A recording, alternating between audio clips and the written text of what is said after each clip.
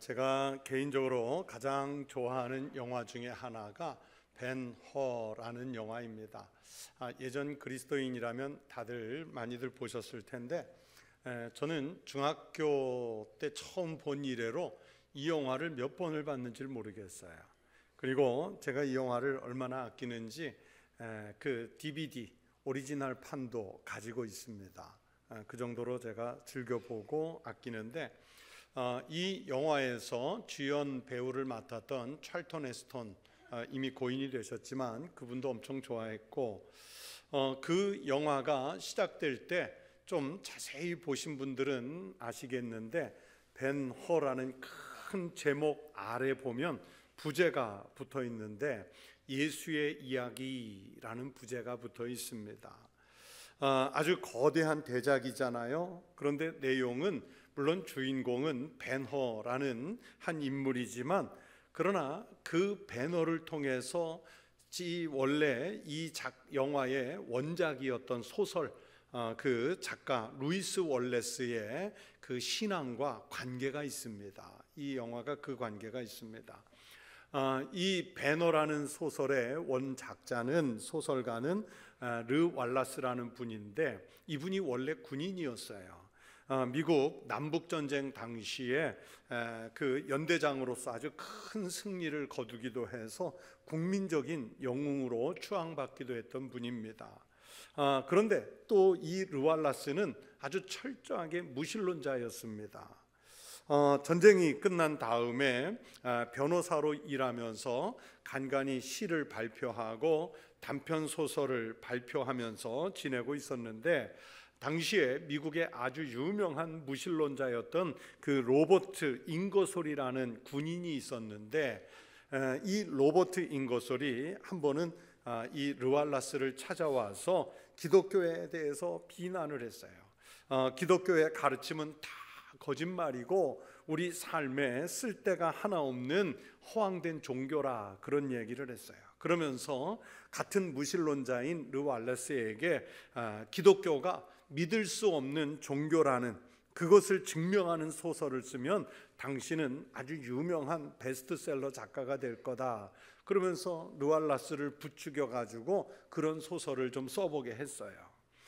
그 로버트 잉거솔에게 자극을 받은 이 르왈라스가 성경과 기독교의 허구성을 파헤쳐 가지고 성경의 이야기가, 그리고 기독교가 아주 허무맹랑한 신화라는 것을 밝히고, 그리고 우리 인류를 신에게서 해방시켜 주어야겠다 하는 마음을 먹고 기독교를 혼자 연구하기 시작했습니다. 그러면서 첫 번째 일이 뭡니까?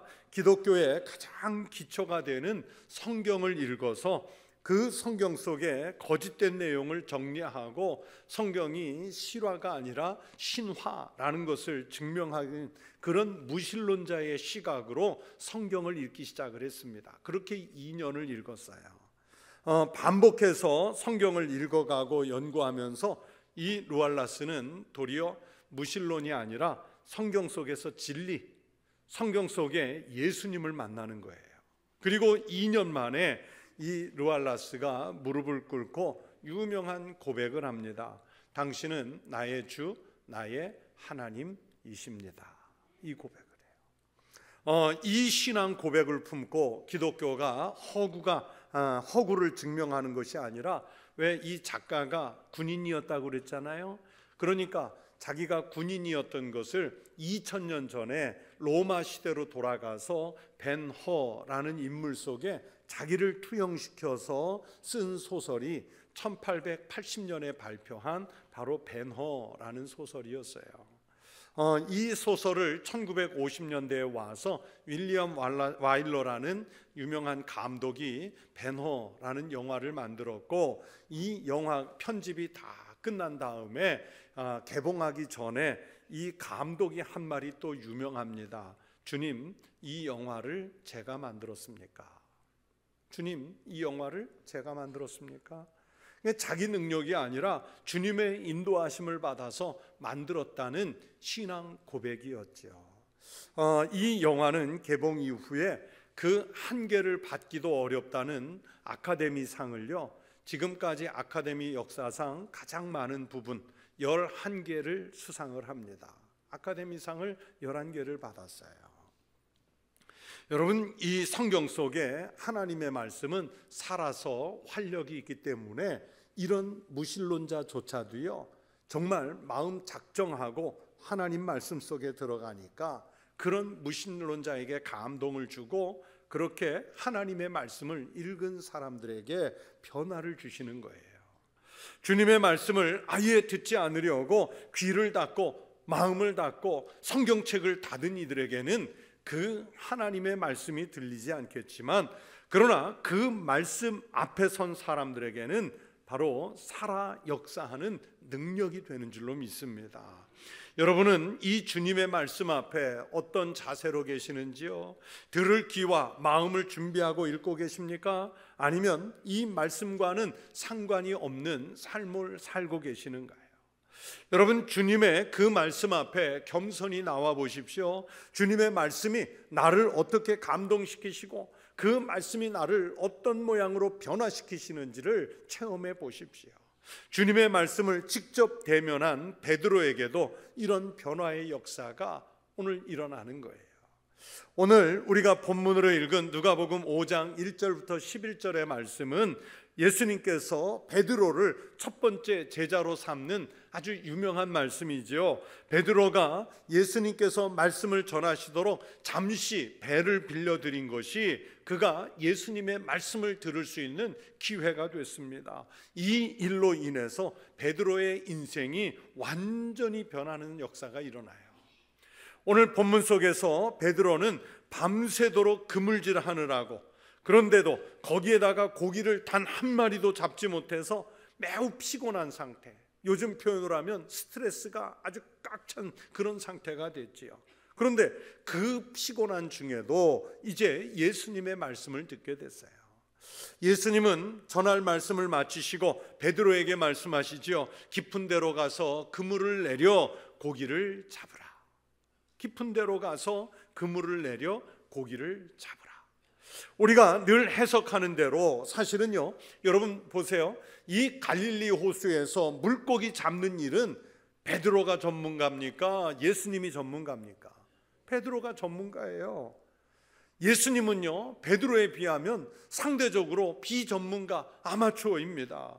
그런데 갈릴리 그 호수에서 전문가인 베드로가 밤새도록 수고했으나 잡은 것이 없었죠. 그런 베드로에게 예수님이 깊은 데로 가서 그물을 내려 고기를 잡으라고 말한 것은 어쩌면 전문가인 베드로의 마음을 불쾌하게 할 수도 있어요. 자존심을 상하게 하는 말일 수도 있지 않습니까? 그럼에도 불구하고 베드로가 오늘 예수님의 말씀을 듣고 무엇이라고 반응합니까? 말씀에 의지하여 내가 그물을 내리리이다. 무엇에 의지하여? 말씀에 의지하여. 말씀에 의지하여 내가 그물을 내리리이다. 자신의 생각과 경험, 다른 사람들이 바라보고 있는 시선, 이런 모든 것을 내려놓고 지금 자기 앞에서 말씀하시는 그 예수님의 말씀에 의지하여 내가 그물을 내리리이다 하고 대답을 해요. 그렇게 베드로는 예수님의 말씀에 대해서 경청하고 순종하는 태도를 보였습니다. 아마도 제가 추측해 볼 때 이 피곤한 몸 상태의 베드로에게 자기 배를 빌려서 무리들에게 말씀하시는 예수님의 그 말씀이 피곤한 중에도 아주 신비롭게 들렸던 것 같아요. 아, 저분은 매우 특별하신 분이다. 저분의 말씀이라면 무조건 따를 가치가 있겠다. 이런 감동을 받았던 것 같습니다. 그래서 예수님이 지금 자기에게 깊은 데로 가서 그물을 내리라고 말씀하니까 말씀에 의지하여 내가 그물을 내리리이다. 이런 반응을 급히 보일 수 있었어요. 여러분, 이청득심이라는 말 들어보셨는지요? 이청득심. 사람의 말을 잘 들어주면 그 사람의 마음을 얻을 수 있다는 뜻입니다. 베드로는 예수님의 말씀을 잘 듣고 또 들은 대로 실행함으로써 예수님의 마음을 사게 됐고 예수님의 수제자가 되는 특별한 은혜를 얻었습니다. 예수님의 마음을 얻었다는 말이죠. 그렇게 주님의 말씀을 듣고 순종했던 베드로에게 어떤 일이 일어났습니까? 베드로의 축복을 보면서 베드로에게 일어났던 이 놀라운 인생의 복이 우리 성도들에게도 일어날 수 있게 되기를 축원합니다. 우리는 여러분 할 수만 있다면 말을 들으려고 하기보다는 내 얘기 먼저 하고 싶잖아요. 하지만 내가 말을 하려는 것보다 듣기 위해서 사실 우리는 더 많은 노력을 기울여야 합니다. 성경 잠언 18장 13절에서 말씀하기를 사연을 듣기 전에 대답하는 자는 미련하여 욕을 당하느니라 그러셨어요. 즉 남의 말을 듣는 게 우선인데 남의 말을 들으려고 하기보다는 듣기도 전에 먼저 자기 이야기부터 하는 사람은 미련한 사람이고 그 미련함 때문에 욕을 받을 일이 있다는 거예요. 이청득심, 귀를 기울여 말을 들어주면 말하는 이의 마음을 얻을 수 있다고 했죠. 그러니까 듣는 게 사실은 말하는 것보다 훨씬 어려워요. 말을 해서 사람의 마음을 얻는 것보다 차라리 들어주는 게 사람의 마음을 얻는 길이에요. 우리가 사람에게도 그러할진데 여러분 하나님의 말씀에 우리가 귀를 기울여서 들으면 우리가 하나님의 마음을 얻게 될 줄로 믿습니다. 하나님의 마음을 얻은 사람이 진짜 지혜로운 사람이요 축복된 삶을 살게 될 줄로 믿습니다. 신약성경 사도행전 14장 8절 9절 말씀을 보시면 사도 베드로께서 전도 여행 중에 루스드라 하는 마을에 가게 됐는데, 그런데 이 루스드라에는요 나면서부터 안진뱅이가 된 사람이 있었어요. 마침 바울이 그곳에 머물면서 전해주는 하나님의 말씀을 이 루스드라의 안진뱅이가 듣게 돼요. 성경을 보면 그가 바울이 말하는 것을 듣거늘이라고 했습니다. 그러나 이 듣는다는 것이 보니까 그냥 듣는 수준의 것이 아니라 그 안에서 믿음이 용솟음치는 절대적인 귀 기울임의 상태로 말씀을 듣는 거예요. 그 안진뱅이가요 사도 바울이 전하는 복음을 얼마나 정성을 다해서 들었는지 바울이 그 많은 사람들 중에서요 주목해서 그 사람을 봤다 그랬어요. 저도 목회자로 늘 설교하지만 수백 명, 수천 명이 앉아 있어도요 물론 다 집중하는 것 같은데 그 중에도 정성을 다해서 집중하는 분이 있어요. 지금도 있어요. 그래서 이 사람에 대해 바울이 성경에 기록되기를 뭐라고 표현하냐면 바울이 주목하여 구원받을 만한 믿음이 그에게 있는 것을 보고 이 안진뱅이가 얼마나 정성껏 하나님의 말씀을 경청하는지 보이는 거예요. 그리고 그의 경청은 말씀을 듣고 그 10년까지 변화되고요 인생이 변화되고 마침내 그 앉은 자리에서 자기 다리에 힘이 생겨 일어나게 되고 구원을 얻는 역사까지 동시에 일어나게 되지 않습니까? 사랑하는 성도 여러분, 베드로처럼 그리고 방금 말씀드린 루스드라 성의 안진뱅이처럼 성경을 통해서 늘 제공하시는 주님의 말씀을 경청하셔서 복된 사람이 되시기를 소원합니다. 하나님의 말씀을 듣고 그 말씀에 의지하는 사람에게는 하나님께서 삶을 변화시켜 주세요. 능력을 주십니다. 축복을 주십니다. 우리가 직접 2000년 전에 사도 바울 앞으로 갈릴리 호숫가로 찾아갈 수는 없지만 우리가 하나님의 말씀을 직접 들을 수 있도록 성경이 우리 앞에 펼쳐져 있지 않습니까? 오늘 본문 속에 베드로가 그 경청의 모습을 보여줘요. 그가 하나님의 말씀에 경청했을 때 어떤 복을 받는지를 세 가지 말씀드리려고 합니다. 첫 번째는 이 주님의 말씀을 귀담아 들은 베드로는요 실패가 성공으로 바뀌어요. 지난 밤새 그물질을 했지만 실패했잖아요. 단 한 마리도 거두지 못했잖아요. 거둔 게 없어요. 오랫동안 갈릴리에서 고기를 잡으며 살았지만 실패를 해도 이렇게 철저하게 실패한 날도 거의 없었을 거예요. 집으로 돌아가기가 부끄러운 모습이죠. 그런데 예수님의 말씀을 듣고 그대로 했을 때 성경에서 그 결과를 말씀합니다. 그렇게 하니, 즉 주님의 말씀을 듣고 그물을 내렸더니 예수님의 말씀대로 하니까 고기를 잡은 것이 힘이 많아 그물이 찢어지는지라. 얼마나 많이 잡혔던지요. 자기 배만으로는 감당이 안 돼서 옆에 있는 동료들의 다른 배를 부르고 두 배를 가득 채우고도 그 무게에 의해서 배가 잠기게 되었더라.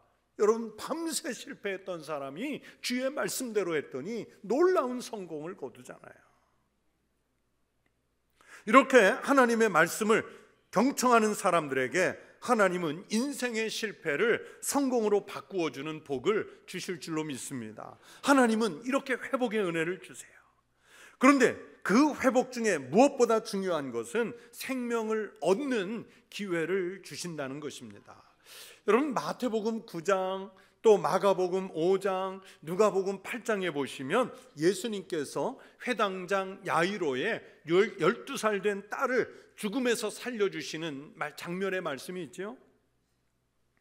이 가버나움의 회당장인 야이로가 예수님을 찾아와서는 자기 딸이 지금 심한 병에 걸려서 죽게 됐다고, 예수님께서 우리 집에 오셔서 이 아이를 한번 안고 기도해 주시면 살아날 수 있겠다고 믿음으로 고백을 해요. 예수님께서 오셔서 꼭 고쳐주시도록. 여러분, 아버지가 그 부탁을 할 때 얼마나 간절하게 했겠어요. 그래서 야이로의 집을 향해 가던 도중에 무슨 일이 일어났습니까?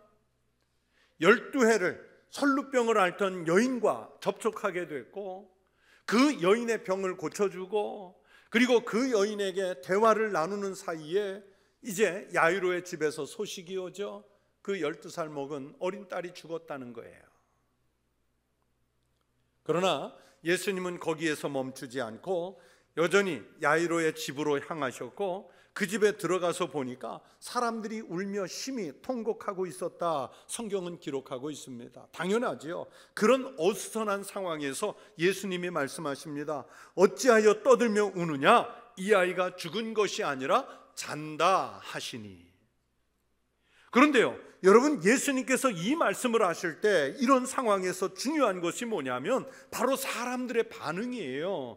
여러분, 이 세 복음서가 공통적으로 기록한 사람들의 반응이 있습니다. 그들이 그 죽은 곳을 아는 거로 비웃더라. 문장은 복음서에 따라서 조금씩 차이가 나는데요, 그런데 이 세 복음서의 예수님의 이 말씀에 대해서 사람들이 보인 공통적 단어는 뭐냐면 비웃더라입니다. 비웃더라, 비웃었다는 거예요. 여러분, 사람들이 예수님 말씀 듣고 왜 비웃었을까요? 왜 비웃었을까요? 이 비웃은 사람들은요, 주님의 말씀을 들으면서도 자기들의 경험과 자기들의 상식과 자기들의 수준에서 이해하려고 했기 때문입니다. 하나님이 주시는 말씀을 하나님 편에서 듣고 하나님 편에서 이해하려고 해야 하는데 그들은 자기들 수준에서 판단하고 있기 때문에 비웃는 거예요. 하나님의 말씀을 펼쳐 읽을 때 나의 기준에서 듣고 나의 기준에서 읽고 나의 생각대로 판단하기 때문에 성경을 읽으면서도 감동이 없고요, 예배를 드리며 하나님 말씀을 들으면서도 그 예배의 실패자가 되는 거예요.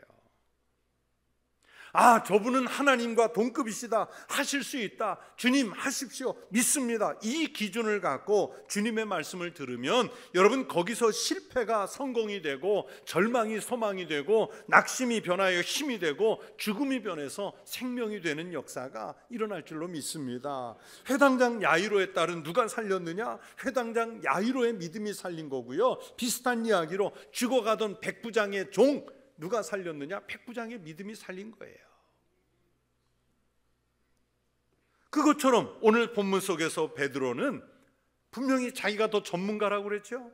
그런데 자기가 전문가임을 내세우지도 않았고 밤새도록 수고하며 그물질에서 실패한 경험을 끌어내지도 않았고 주님의 말씀에만 의지해서 그물을 던지잖아요.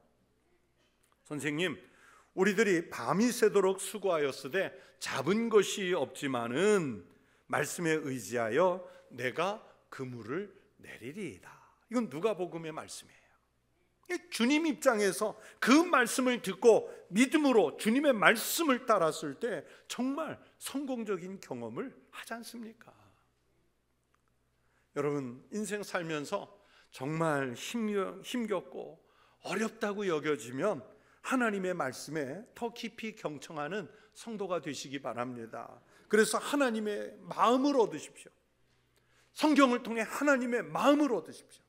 그 말씀 속에는요, 우리가 해결하지 못한 해법이 들어가 있습니다.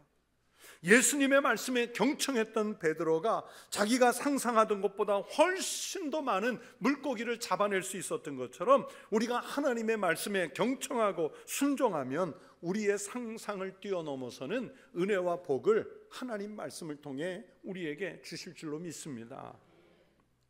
또 두 번째는요, 오늘 베드로를 보세요. 예수님의 말씀에 경청하는 사람은 자기가 죄인임을 고백하게 돼요. 베드로는 지금 자기에게 놀라운 축복이 주어졌잖아요. 이게 지금 며칠치 수입, 몇 달치 수입이 될지도 몰라요. 그러면 막 기뻐서 뜀뛰고 춤추며 좋아해야 되는데, 이런데 자기 축복을 보고 기뻐하고 즐거워하기보다 뭐부터 고백합니까? 자기가 죄인이라는 고백부터 해요. 이게 축복인 거예요. 시몬 베드로가 이를 보고 예수의 무릎 아래 엎드려 이르되 주여 나를 떠나소서 나는 죄인이로소이다 하니, 주님의 말씀에 경청하고 순종한 결과가 자신이 죄인임을 깨닫는 거예요. 인생관이 바뀌는 거죠. 자신의 삶의 기준이 바뀌었습니다. 우리는요, 예수님을 만나기 전에는 사실 내가 죄인인 줄 몰랐어요. 다른 사람이 나보고 당신 죄인이야 그러면 아주 기분 나빠요. 예수님을 만나기 전에는 인생의 기준, 세상을 보는 기준이 나였기 때문에 나는 항상 옳고 내가 아닌 다른 사람들의 기준이 틀려 보이는 거예요. 그래서 우리는 늘 교만했고 자신의 죄를 인정하지 않았습니다. 세상이 만약에 잘못된다면 내 탓이 아니라 기준 잘못 잡은 다른 사람 탓으로 했을 거예요. 서양에 이런 유머가 있습니다. 죄가 없다고 말하는 사람들은 모두 감옥에 있다. 죄인, 감옥에 있는 죄인은 아무도 자기가 죄지었다고 안 해요. 심지어 요즘 현대 보세요. 사회적인 분노를 불러일으키는 극악한 범죄자, 살인자, 사기꾼, 이런 사람들이 그 큰 죄를 짓고도요, 자기 죄를 강변하고 자기를 무죄를 증명하기 위해서 변호사를 고용하는 시대잖아요. 우리가 죄인의 삶을 살면서도 죄가 없다고 하나님 앞에서 자신은 의인이라고 주장을 펼치잖아요. 그러나 예수님을 말씀을 통해서 만나고 나면 제일 먼저 내가 죄인임을부터 고백해요. 베너의 작가인 르 왈라스가 그랬던 것처럼 그래요. 베드로는 그 사실을 금방 알게 됐죠. 그래서 주여 나를 떠나소서 나는 죄인이로소이다. 하나님 앞에서 자신의 죄를 고백하는 용기, 여러분 이것은 죽는 게 아니라 생명이 살아나는 위대한 고백인 줄로 믿습니다. 하나님께서 주시는 전적인 은혜를 받을 수 있는 축복의 통로가 바로 이 고백 속에 있습니다. 하나님의 말씀에 귀를 기울여 듣고 인생관이 변하고 신앙관이 변하는 역사가 우리에게도 일어나기를 주의 이름으로 축원합니다. 또 세 번째, 주님의 말씀을 경청하면 베드로 보세요. 어떻게 변합니까? 자기에게 주시는 사명을 받게 되고 사명을 깨닫게 돼요. 우리나라에서 공식적으로 대안학교를 처음 시작하신 분이 최규철 선생님이라는 분입니다. 이 최규철 선생이 청년 시절에 우리나라 최초로 국비로 덴마크라는 나라에 유학을 갔다 와서 농업을 전공하고 와서 농촌운동을 하고요. 이 최규철 선생님의 이름을 들어보지 않은 분도요, 다 지금 이분의 혜택을 입고 살고 있어요. 어떻게 입고 사느냐? 우리나라 국민건강보험의 전신, 국민건강보험을 처음 시작한 분이에요. 청십자 의료보험조합이라는 것을 그 장기려 박사님하고 이 최규철 박사님이 같이 만들어서 그 운동을 시작했어요. 그게 오늘날 의료보험이 됐어요.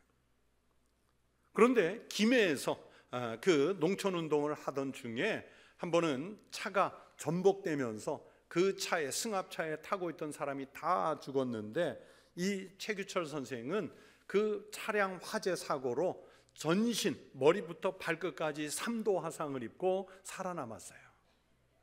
그런데 그 전신 3도 화상을 입었으니까 몰골이 어떻게 됐겠어요? 대안학교를 할 때 그래서 이 학교에 들어간 아이들이 이 최규철 선생을 보고 꼭 영화 속에 E.T. 같이 찌그러졌다고 그래서 E.T. 선생님이라는 별명이 붙어 있어요. 이분이 경기도 가평에 우리나라 최초의 대안학교인 두밀리 자연학교를 만들어서 평생을 교육자로 사셨어요. 이 최규철 선생님 아버님이 목사님이고 동생이 목사님인데 제가 그 최규철 선생님 동생이 목회하실 때 제가 담임 목사님으로 모셨어요. 그래서 그 최규철 선생님이 책을 쓰면 제가 그 책을 따끈할 때 받아보는 그런 혜택을 누렸지요. 그분의 책을 여러 권 읽었는데 이 선생님의 책 속에 평소 가르침이 뭐냐면 사람은요 자신의 사명을 다할 때까지 죽지 않는데요. 하나님이 그렇게 만드셨다는 거예요. 제가 실제로 이런 글을 한번 읽어드리겠습니다. 우리 인간에게는 누구에게나 하나님이 준 씨앗이 있기 마련이다.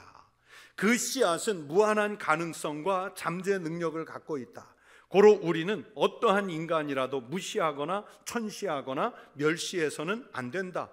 그 사람 나름대로 하나님의 씨앗, 그의 모습을 갖고 태어났기 때문이다. 하나님의 말씀을 듣는 사람은요 자신의 삶을 허비하면 안 돼요. 하나님께서 왜 살려놓으셨고 왜 그리스도인 되게 만드셨냐면 사명이 있기 때문에 사명자의 삶을 살게 하려. 그래서 하나님의 말씀을 듣고 변화된 사람은 뭐부터 발견하느냐? 자신에게 맡겨진 사명부터 발견해요. 하나님께서 나를 들어 쓰시도록 자신의 맡겨진 사명, 하나님이 준 씨앗, 무한한 가능성과 잠재력을 가진 그 사명을 사용하게 만드시는 거예요. 오늘 본문 속의 베드로는요 예수님의 말씀을 경청하면서 자신의 인생관, 세계관이 바뀌었다고 그랬죠. 그러면서 주님으로부터 10절에 보면 사명을 받잖아요. 무서워하지 말라, 이제후로는 네가 사람을 취하리라. 그리고 예수님의 이 말씀을 들은 베드로는요 배들을 육지에 대고 모든 것을 버려두고 예수를 따르니라.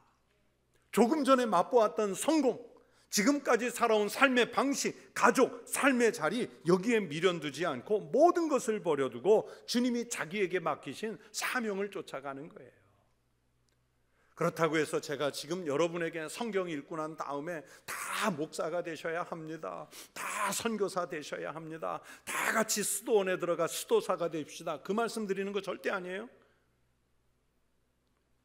여러분의 삶의 자리에 하나님께서 말씀을 통해서 주시는 각각의 사명이 있다는 것을 말씀드리는 거예요. 베드로가 지금까지는 갈릴리에서 고기를 잡는 일을 했지만 이제는 하나님의 명령으로 사람의 생명을 구하는 일에 자신의 생애를 던지잖아요. 그의 이 순간이 앞으로 세상을 변화시키는 놀라운 첫걸음이 되지 않습니까? 아무도 상상할 수 없었던 놀라운 생애를 살게 되는 거예요. 세상은 주님으로부터 사명을 받은 사람들에 의해 변화가 됩니다. 하나님의 사명을 받은 사람들이 세상을 바람직한 방향으로 이끌어 가는 거예요. 아까 말씀드렸던 르왈라스가 그랬고, 루스드라 성의 그 안진뱅이가 그랬고, 최규철 선생이 그랬고, 그렇지 않습니까? 그날 새벽 갈릴리 호수에서 주님의 말씀을 들었던 많은 사람들이 있었습니다. 그 자리에 베드로처럼 실패한 사람도 드물었을 거예요. 그러나 한편으로는 베드로처럼 집중해서 주님의 말씀을 경청한 사람도 드물었을 겁니다. 빈 배와 빈 그물을 보면서 허탈해했던 사람이 예수님의 말씀에 귀를 기울여 듣는 순간 그는 새로운 삶을 깨닫게 됐어요. 주님의 마음을 얻게 됐습니다. 오늘도 참으로 많은 사람들이 하나님의 말씀을 들을 겁니다. 성경책을 들고 다닐 거예요. 그 책을 펼쳐서 읽을 겁니다. 이 말씀을 통해서 내게 개인적으로 찾아오시는 주님의 음성, 주님의 말씀을 듣는 성도가 되시기를 바랍니다. 나의 경험과 지식, 나의 삶의 방식으로는 도무지 납득할 수 없는 것 같은 말씀일지라도 주님께 모든 것을 맡겨서 듣는 성도 되시기 바랍니다. 그래서 베드로와 같은 경험이 나의 은혜가 되시길 축복합니다. 주님의 마음을 얻어서 승리의 삶을 사는 하늘의 백성 되시기를 우리 주의 이름으로 축원합니다. 기도하겠습니다. 하나님 아버지, 주님께서 베드로에게 깊은 데로 가서 그물을 내려 고기를 잡으라 하셨을 때 그렇게 하니, 즉 주님의 말씀대로 하니 두 척의 배에 가득 채우고도 남는 그런 축복을 주셨던 것처럼 우리도 인생을 살면서 힘겹고 어려운 시절 만나면 먼저 하나님의 말씀을 경청하는 자리로 가게 하여 주시옵소서. 우리의 길이 갈 바를 알지 못할 때 주님이 말씀하시면 그 말씀 속에 우리의 길이 있음을 깨닫고 주님의 나라, 주님의 의를 구하기 위해 성경의 말씀 속으로 들어가게 하여 주시옵소서. 감사하며 예수님 이름으로 기도드리옵나이다. 아멘.